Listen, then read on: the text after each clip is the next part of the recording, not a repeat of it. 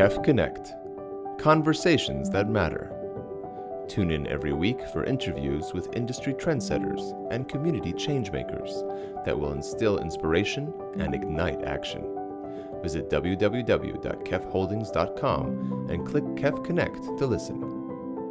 Welcome to KEF Connect. Hello, everyone. My name is Dina Butti, and I am so excited to be with you all to host this second season of KEF Connect as we kick off 2021.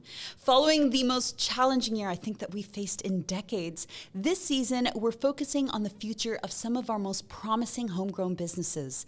Every episode, we're going to be connecting you guys to the trendsetters and the trailblazers, creating an impact in our local industries. Now, we want to know, what were their major wins and losses? What does the future hold for them? And most importantly, how can we all continue to support these small businesses and others like them? As we delve into 2021, KEF Connect's ultimate goal is to embrace stories that matter. We'd love to hear from you, so please get in touch with us at KEF Holdings on Instagram, Facebook, or LinkedIn, and tell us who you think is making a great difference to our communities and should be featured on our show. Today, we've got the founders of FoodKarma and Heal Thyself, two local businesses that will work their way into your heart and stomach.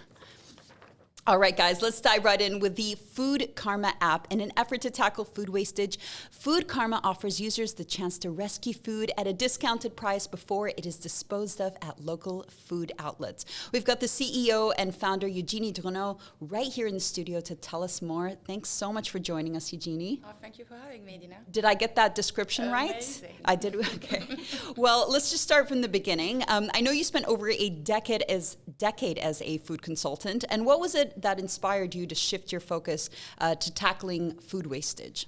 While working in the F&B industry, I became aware of food wastage by creating restaurants, etc. And I started to look deeper into it, and I started realizing how big this issue was worldwide and towards the environment. And when I look at solutions being provided, I see there were solutions taking place in Europe, but not really in this region, so I wanted to come with a solution for it. The whole idea is, we saw an interest in the country toward more sustainable environment. In 2017, the UI Food Waste has been created, hashtag Zero Food Waste was launched, and this promoted me into the inspiration of trying to find a solution and create an app which can connect merchants and users together to try to fight this problem and provide an easy solution for everyone. Well, good on you. And you know, you shared some pretty scary stats, I have to say. Didn't expect to hear them. A few of them here. 25% of the world's freshwater supply is being used to grow food that will never be eaten. That was shocking. Food waste is the third biggest polluter in the world. And a local stat here, which I also didn't expect, is that food waste costs the UAE an estimated $3.5 billion per year. Yeah. The management of what people doesn't understand with food waste is from the moment it reaches your bin and the moment it goes to the landfill, the management of throwing it away, the management of trying to dispose of it, all what's going around this is costing the country money, from buying the product, trying to sell the product being unsold, and then managing it because it's unsold. All of this has created a massive impact financially. Yeah, it's unfortunate. Well, hopefully, I know you're taking a step in the right direction. We're going to be hearing a lot more about that. I do want to introduce our second guest on the show today, though. You've got a local bakery, Heal Thyself, love the name, first of all, and which also launched at the start of the pandemic. And today we're going to find out how it adapted to survive some pretty tough times. Prerna Khushalani, thank you so much for joining us on the show. And also, I should say congratulations on the new venture. You've already made it this far, so well done. Thank you so much. Thank you for having me. So Heal Thyself is known for freshly made, healthy desserts, and I noticed a bunch of vegan, sugar-free, gluten-free, and keto options. So what initially inspired you to launch this as a business? So since I was a child, I've had a passion of eating food, cooking, and baking.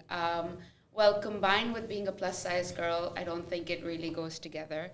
So growing up, I tried to understand what nutrition was, what food was, and what it does to your body, which is why this entire concept came up, whereas to there are so many people doing the keto diet, understanding it. I've done it myself. Who are vegan, I've been vegan for a bit. And sugar-free, of course, that's really addictive, so that's really good for you to be a little off it, so that there are a lot of substitutes that you could help to conquer all your sugar cravings and yet have dessert and be in a calorie deficit.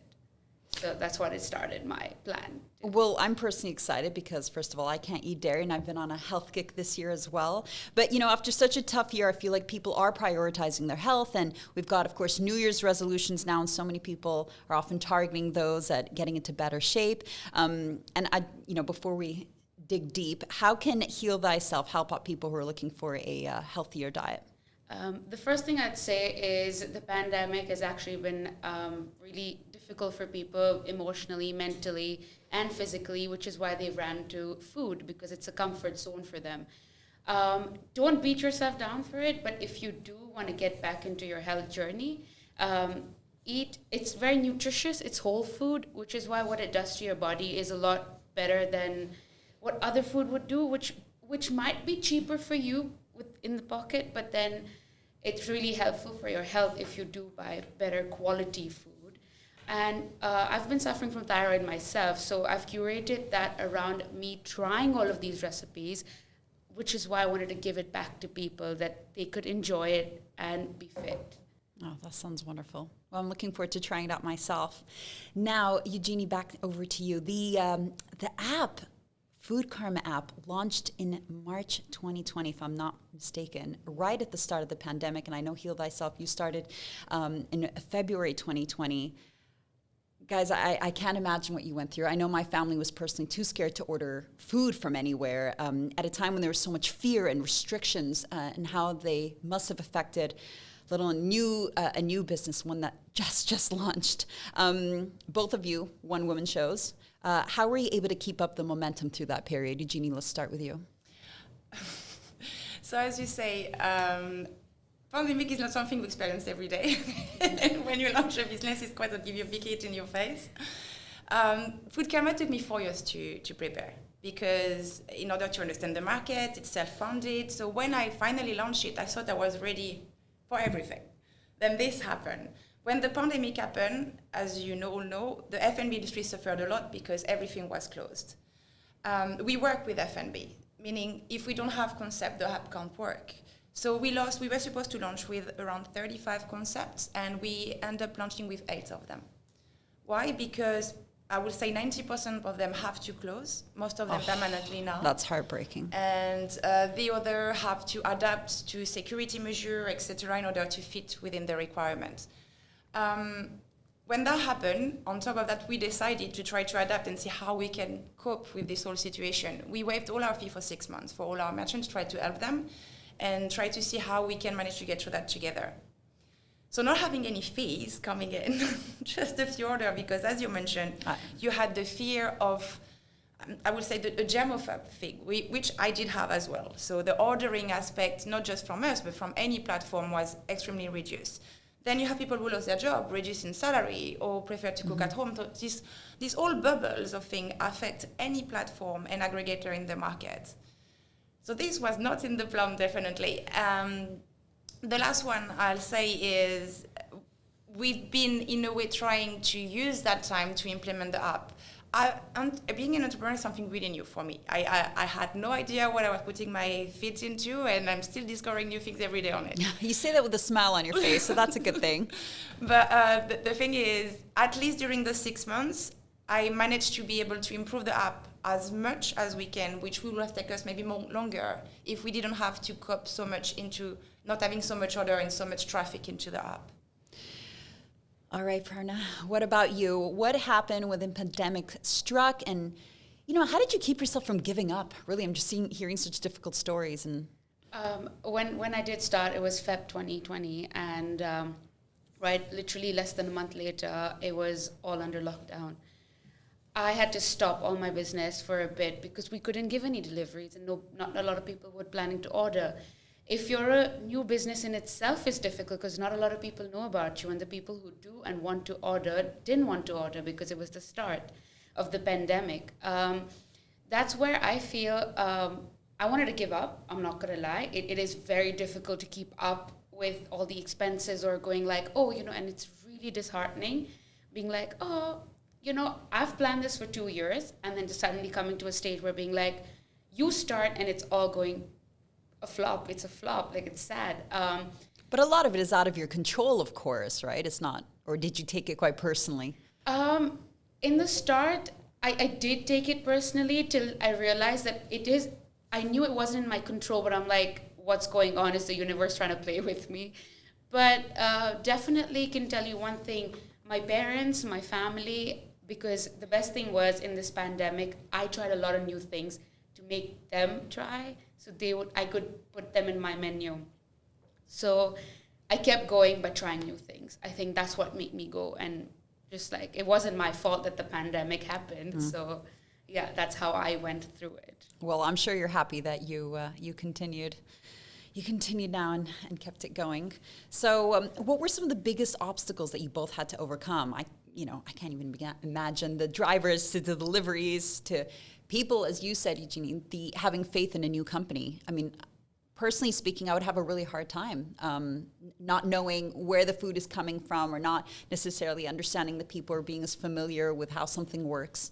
What were your biggest challenges? I mean, facing the company, definitely. I mean, you come to a point where you've been working so hard for it, but then you look at yourself and you're like, am I mad? Like, am I the only one believing like we can do something? Like, this is a good thing? Like, you do question yourself, and I think it's good. I think you need to question yourself. I don't know if it's just me, but I want to keep questioning myself. So it's a challenge, but I think sometimes it's not. Yeah, but that confidence is what makes an entrepreneur, right? I don't know. Yeah. Maybe, let's hope so. But then then you have the logistic aspect. For example, the first day we launched, our payment gateway provider shut down. So we have our first reorder. I was so excited. I was in front of my laptop with the other order, and nothing happened. And there's nothing you can do. And the same with the driver. Like, we had like a week later, the whole delivery company system, because we have a third party, who shut down as well. And we have like some order on the go, people calling us, and you're like, what do you do? It's just, you learn on the go. I think it's because, and I guess it's the same with you, like, it's something so new. Like, every day you learn how to deal with things. I think it's just about sitting down. Like, my husband is a great backup for me. Like, he's always like trying to keep me down. It's like, breathe, think and breathe. There is no problem, there is solution. What can we do? And that's it. Logistic, I think, was the worst problem for me. So you were very solution-oriented or quite emotional during this time? Firstly emotional, then I slightly turned to the let's find the solution. I feel like that's what happened in 2020. The first half, we're all traumatized. The second half, we're like, we're stronger than ever. Yeah, exactly. Just you watch us. Yeah. How about you, Prerna? How were the orders coming in? I should ask. There were no orders for 3 to 4 months, and that felt like so. You literally, like you said, like, there are so many problems that arise because I didn't want to start till I was perfect, and that took me 2 years to make it perfect. My friends or my family used to think I'm crazy because, you don't need to start a business when it's perfect. Mm-hmm. You need to have your product, believe in it, and start.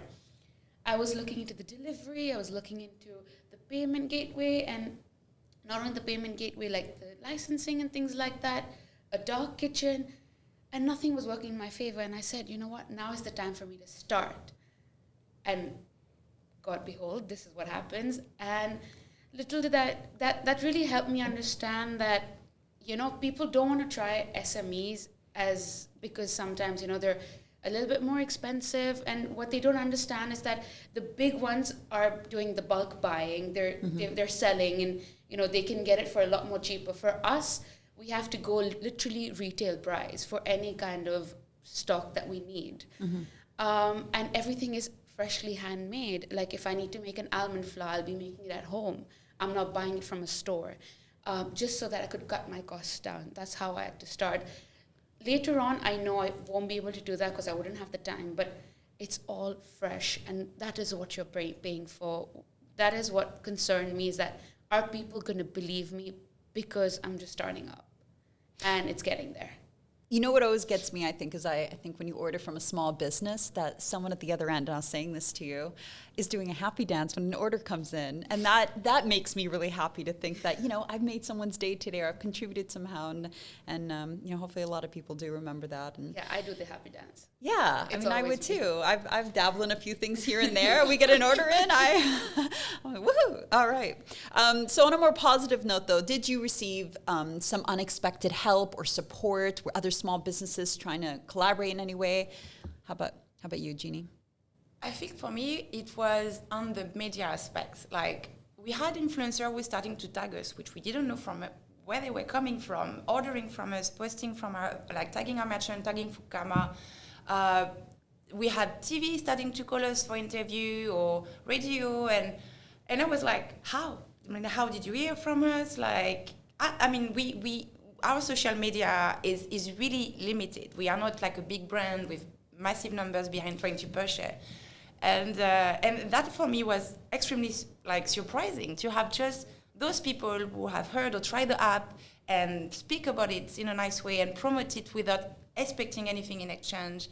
And that for me was an amazing surprise. And lately, we've been awarding an award from, it's the first season TV show on Abu Dhabi TV, which is called Entrepreneur of the Sustainability TV. Mm-hmm. I did hear you won a few awards. Good on you. And this one was coming out of nowhere. I went there, they called me, wasn't even sure where I was going, what I was supposed to do, and they just gave me an award, and I was like, I'm still shocked about it. I'm still trying to get with it. But it makes, this made me come back at the second question you asked me, where, see, what is the biggest challenge? And that's where you feel like you need to believe in it.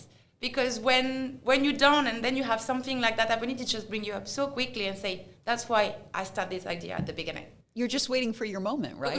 Yeah, that's it. And it's just come by moment. You just need to appreciate it when it's there and try to work with it, to try to make it greater.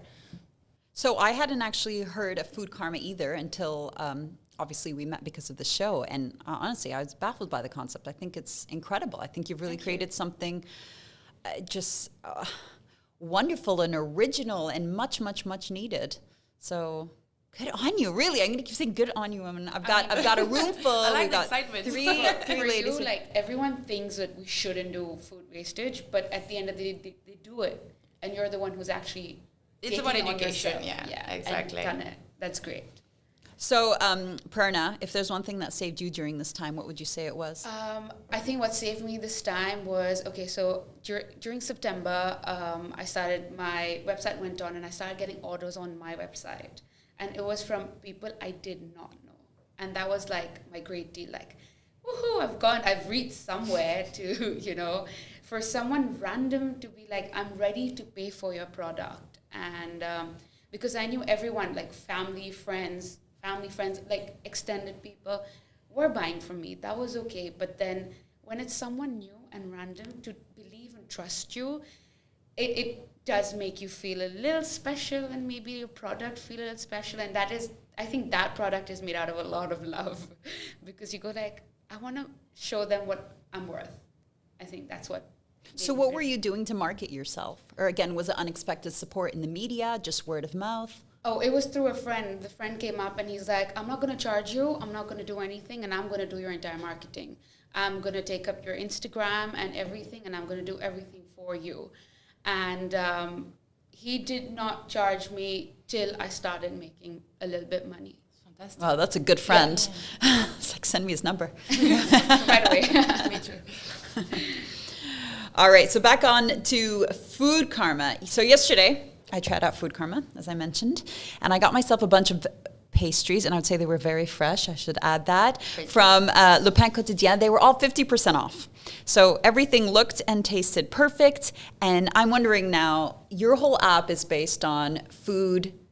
Is it expiring or needing to be disposed of? What is it that we're not understanding here? Because the food tasted perfect. We got croissants and baked goods. And is there something that we need to be aware of? Okay. So in this region especially, we live in a culture of generous hospitality and with the complexity of anticipating the customer demand. This say that's mean why in this region we are by the worst performing in terms of food wastage and why we have so much food waste here. So what we are trying to do, educate the market, we educate the merchant and the customer to our ethical production, distribution and consumption. What we do with our merchant, we try to have them being proactive about their food. So it can be from a cafe, a restaurant, which will have his salad prepared in the morning or some sandwich, anything like that, or pasta, to a restaurant which has an excess of ingredients. And rather than waiting and seeing if they can be sold, they will put them at a cheaper price on a app earlier and make sure those items will be gone by the end of the day. So it's all about being cautious and proactive about your stock rather than waiting the last minute and say, oh, it hasn't been sold full price, let's throw it away. Our merchants are trying to be conscious here, and they're making a step towards, rather than losing money and taking the risk, let's be ethical and just sell it at a cheaper price, and let's use that food for a bulk purpose. So I noticed some of the items were 10% off, and others, the ones I ordered, were 50% off, which is incredible. How do you decide how discounted the items are, and does that change as they get closer to, is it expiration that I would say? There is few factor into it. So again, because this is something so new in this country, like it takes time to convince the merchant to do it, and we could not put too much rule in telling them it needs to be that percentage minimum. So we wanted to let them the choice to decide what they wanted to do. So it depends totally on the merchant itself. Some of them, as you say, will start it from 5, but will increase the percentage through the day as they reach their closing time of the outlet. They can update it themselves. Exactly. And can they add more food throughout the day? Exactly. So you will wait, what's your best time? Is it 5 p.m.? But you said it. So it depends. You will have outlet who will start all day, for, like Le Pain Quotidien, as you mentioned, which will be on 50% the whole time. Some other will start at 5, 10, 15 and end up at 40, 50%. Some other will add more items through the day because they will have produce and keep producing items through the day, which if they have 2-3 hours before closing will be at 30-40% off and on a larger quantity. So it's all we keep changing. And same for the merchant name. Some days some merchant will not be there because they don't have any wastage to propose, and some other day you will have 50 merchants on the app. So how do you go about selecting who is featured on the app, though? Or is it open to everyone? Because you have some big names on there, by the way. I wasn't expecting that. I was expecting to be a bit thrown off when I went on. No, and then, lucky. Yeah, you've got, Jones the grocer. You've got, I ordered from Le Pain Quotidien. Who else do you have on there that I think most people would recognize? Wild on the Moon is quite on the healthy side. Lots of vegan options, huh? we had. You know what? I don't want to do any discrimination because I don't think you should. It's food waste, and it's the same for anyone. No, I understand. I just I think that people assume they're not going to be as familiar, and when you get on there, and of course when you start ordering through the app, because now that I've done it once and I've had such a positive experience, I'm going to want to go back and I'm like, hey. Who's discounted today, you know? let me help the environment. But I think the beauty of having good names will help people to order through the app. Of course. Because we have a lot of homegrown, quirky concepts like Spill the Beans, Sul Santé Coffee, or Magovinda, which are young entrepreneurs as well, creating their own Spill the Beans is incredible. It's awesome. And those are managed to work now because I think people who didn't know them might not have ordered from them before. But since we have other names, like you say, like Le Pain Quotidien, John the Grocer, we have other big names coming next month as well. So that helped to bring traffic into it, which is awesome. Are there any limitations, though? No, I mean, you know what? It depends from a restaurant, a cafe, to a wholesaler, local producer. Anyone related to F&B production or distribution is welcome. Anyone who can face wastage is welcome. At the contrary, the more the merrier. All right. That is just, are you going to let us know who's joining next month? No, I can't. Oh, come on. I saw your face light up. Yeah. It's like, we want the gossip first. All right, Prerna. You know, one thing that we didn't really touch upon was your own journey with food. And, you know, I spent the first half of the pandemic, I think, gaining weight, and then the second half trying to lose and successfully losing quite a bit. And I know that you've gone through a similar journey. And I really want to hear a little bit more about that and how all of this, what have you really learned during this time and making your own food and choosing the right ingredients? So it started, like, since a child, I've always been a plus size girl, and I've got thyroid, like I mentioned earlier, which it's not really beneficial for you to lose weight. It's really difficult if you try to do that. The one thing, I was 103 kilos, and I've lost about 20 kilos now. And incredible. Oh, my amazing. So, and I still have a lot more to do. I've got another 20 kilos to go. But for me, I started, my main reason for me to lose weight was I've got a large amount of diabetes in my family. Like, a lot of my family members have it. That's one thing I shy away from. I'm really scared to have. And it's just the health aspects. And for me to be fit was my first priority. It's not how you look, how your body looks, because a lot of attention is given to your body, whereas they forget it's the soul that you're feeding.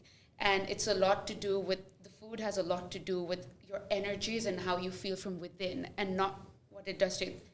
The body is just the byproduct of how you feel within. So the reason why I started the nutrition factors of Heal Thyself is because of that, because you're going to feel a lot more healthier if you have the products that are natural and also which are easy to digest. Well, thank you both so much, and congratulations to just all these incredible accomplishments. Now, I do want to, wrap things up by getting some advice from the two of you. How can all of us and all the listeners today support SMEs like yours? Order. Please order. I mean, I think for both of us on the user side, definitely. If people want to order something, try your app or your website, or try FoodKarma app first and see if you see something you like in it first. Try to do the right thing. And on another side, because you don't work with merchants, but for me, I need more merchants. The more merchants we have, the more food waste we will be saving. So everyone get the word out. And exactly. And also people will have more choice and will be more tempted to order from our app. So helping you personally, you would want obviously everyone to use the app, downloaded it, guys. It is free to download. And we did touch upon the food wastage, but is there something that you want to say to everyone listening about food wastage and just why they really need to care a bit more? Because there is no planet B. I mean, people don't realize the effect of the methane gas food waste is emitting on Earth. And right now, global warming is a big issue, and we need to do something about it, not just for us, but for our generation coming up. So just doing a little bit every day will help. And that it is an issue here in the UAE, right? It's a massive one. This is the worst region in terms of food wastage, but because there is no education and tools for it. And now we are trying to bring tools in for it, the government also. So there is everything there to try to make it work. Well, Eugenie, I can personally guarantee you that you're going to be getting a lot of orders from my end, and hopefully a lot from the listeners today. So and again, have seafood. Yes. So make sure everyone to download the FoodKarma app and show Eugenie and her team some love, all while tackling food wastage. And again, their app is available to download for free, and everyone can follow you on FoodKarma app. On Instagram. So yeah, and what was it that you said? Let's feed those hungry bellies, not landfills, right? Exactly. All right. Prerna, what about you? How can people support SMEs like yours, and how can they help you personally as well? So for me, it's more of like the word of mouth. Like if you believe in something that someone says, give it a try first and foremost. If you wouldn't give it a try, you wouldn't know how it's going to taste. So give it a try, get to know, because us small SMEs don't really have the marketing budget to go all out like the bigger brands, which is why try them, word of mouth, mentions, really good because more people get to know about it. And I just feel like for us, be as crazy as we can be because we have to still try supporting us. And supporting each other as well. Yes. Exactly. You're both looking at each other. I feel like I'm witnessing a bonding moment here. That's true. It's like I feel like you're gonna be getting a coffee after this. All right. Well, Prerna, thank you so much. Loads to be inspired by, and of course to everyone listening. Next time you're craving a dessert, get something healthy and scrumptious from Heal Thyself, and you can get them through. You can order through Instagram, correct? Right. And also the website, Heal Thyself, and of course I keep reading it as Healthy Self, which I'm sure it's just a play on words. So Healthy Self Dubai or healthyselfdubai.com. All right. Thank you, ladies, again so much. And a major thank you to everyone tuning in today and for supporting us as well as our local SMEs. We're going to be back next week with a couple of incredibly creative and talented homegrown businesses. To listen to more episodes of Kef Connect, visit kefholdings.com and go to Kef Connect page. We are also available on various streaming platforms, including Apple Podcasts, Spotify, Google Podcasts, and the Podbean podcast app. And of course, hit us up with your feedback and suggestions by connecting with Kef Holdings on Instagram, Facebook, and LinkedIn. Once again, my name is Dina Butti, and you can get in touch directly with me as well at Dina Butti. So see you all next week.